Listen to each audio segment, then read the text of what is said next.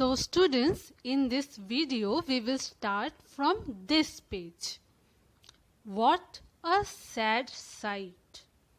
Talking, whistling and listening to our own echo, we were walking through the mihrab, that is arch.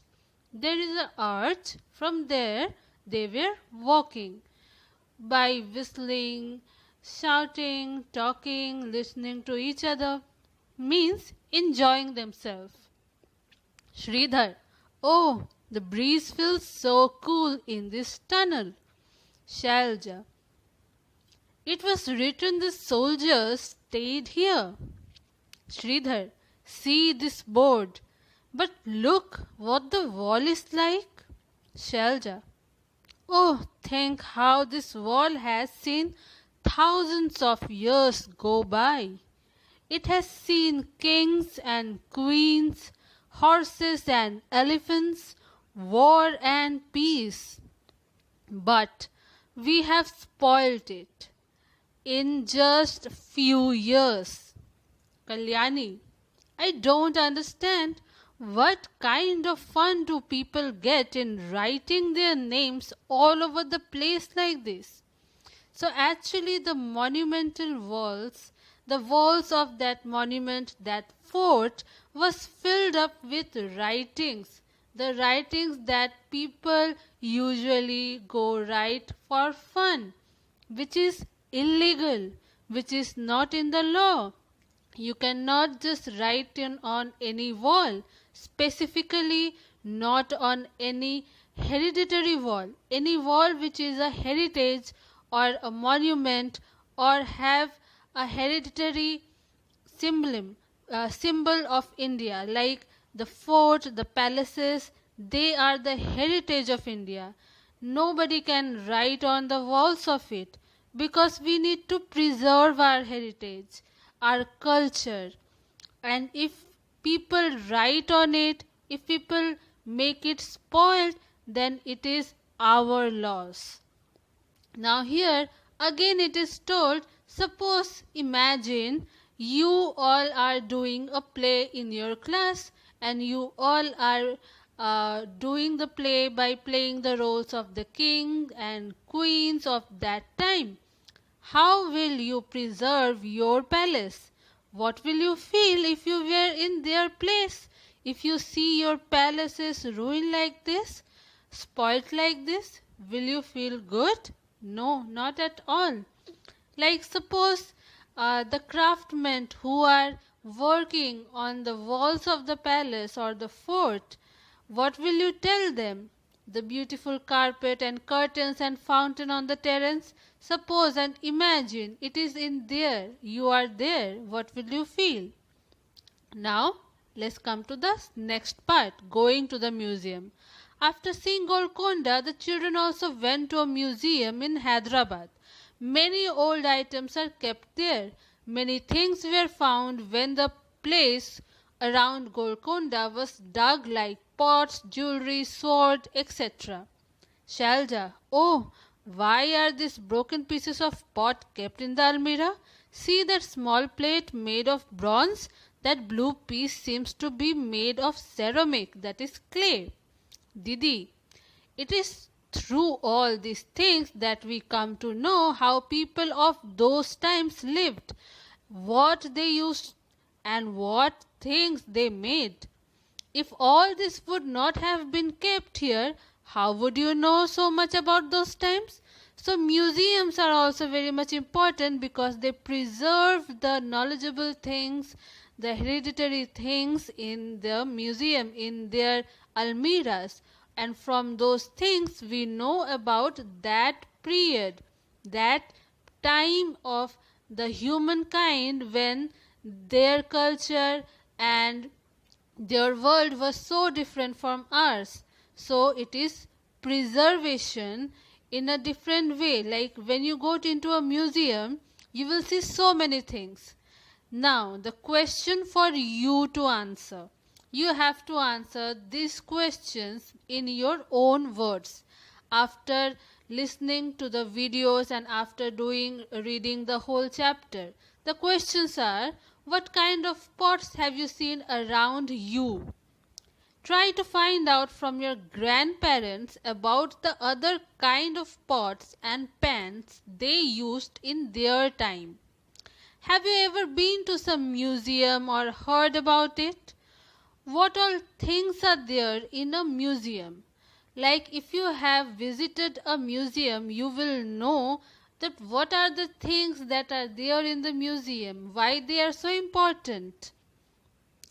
Sangeeta thinks it is useless to keep old things in a museum. How would you convince her that it is important to have a museum? Having a museum is very much important for a country and for the whole world because it shows that what kind of things were there at that point of time. Why do you think the chapter is named Walls Tell Stories? Because stories are being told not only through walls but also through the things that are preserved in a museum. Yes, they are very much important. Now let's come to the next page. Make your own museum. Yes, you also can make your own museum. Like Rajni. Rajni teaches in a government school in Malappuram district in Kerala. Together with the children of her class, she has collected many old things from all the houses, like old walking sticks, locks, umbrellas, wooden sleepers, that is kharao, pots, etc. They also saw what these things look like today. Rajni and the children put up an exhibition which people from the neighborhood came to see. You could also do this. This type of planning with your friends you can do and open your own museum. Now look at the painting and tell. This painting is 500 years old. It shows Agra fort being constructed. What kind of work are people doing? How many men and women are working? See how they are taking the huge pillar up along the slope. Is it easier to lift a heavy thing straight up or along a slope? Were you able to see the man carrying water in a mashak, that is leather bag? Now in the picture you can see they are using a slope to carry heavy load, or you can say heavy pillars, or maybe bricks, or maybe some types of blocks, because it will be used for the construction purpose. They didn't had the machinery and tools that we have now in the modern times, but that time they also used some kind of intelligent engineering that you can see in the picture, like they are using a slope to pull up or to straight away take the pillar from one side of the castle to another side. I will show you a image or a picture, you can say, in which you can see the whole mechanism, that how it works. So you can see again the picture in a broad way. You can see there are so many people who are working for the construction of the fort, and also you can see there is something written in Urdu. It means it was the Mughal period in India. Similarly, I will show you a picture in where you will see the mechanism of how these slope kind of things were used to carry heavy loads from one end to another end of the castle. Or maybe if you have to pull up some heavy bricks or some heavy blocks or pillars on the top, how it will be used. Like now you see on the screen. A heavy block can be carried up on the slope like this from one end to another end of a high, you can say, wall, above the wall or above the terrace of the wall of the building. So you can see there is a slope made. Again there is a hanging pillar that is being used to pull up the block in the slope.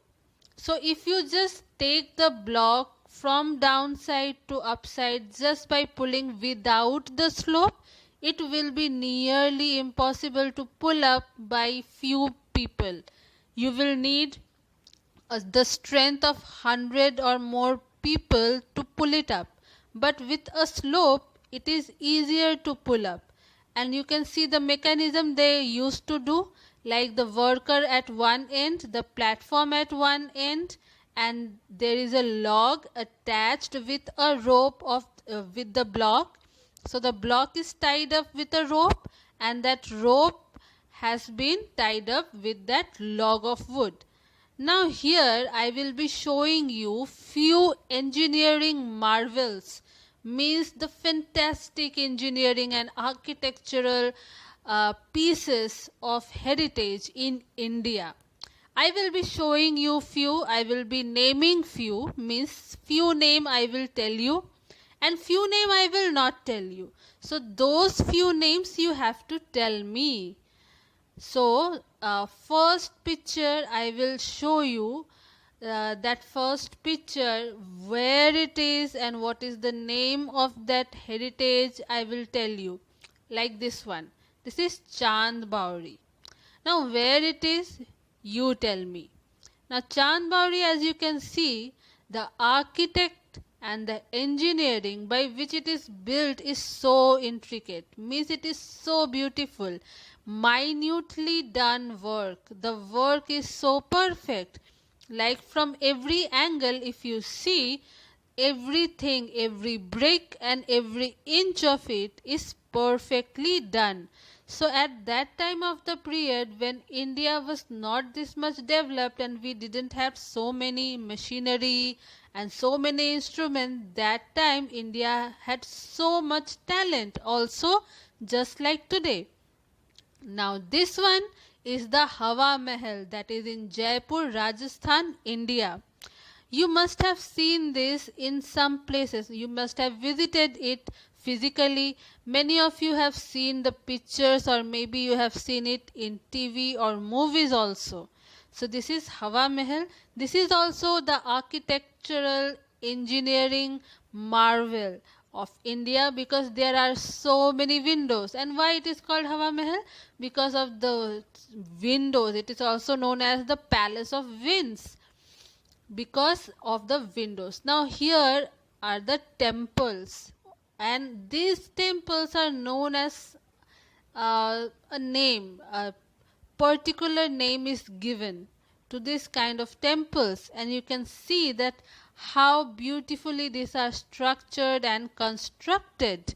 So this is astonishing to know that at that point of time also India was so much, the Indian men who used to build and construct were so much skilled. So you are going to tell me now on, from now on I am going to show you few pictures like this one, these temples, and this one I think all of you know what it is. This is one of the seven wonders, Taj Mahal, that is in Agra, India. And I will be showing you few more pictures that you have to tell me what are the names, and also answer the questions that I have asked in the video. Listen carefully to each and every point that I have discussed, and also answer the questions that I have asked in the video, because it is very much important. So I am leaving you here with the pictures. I need the answers, students.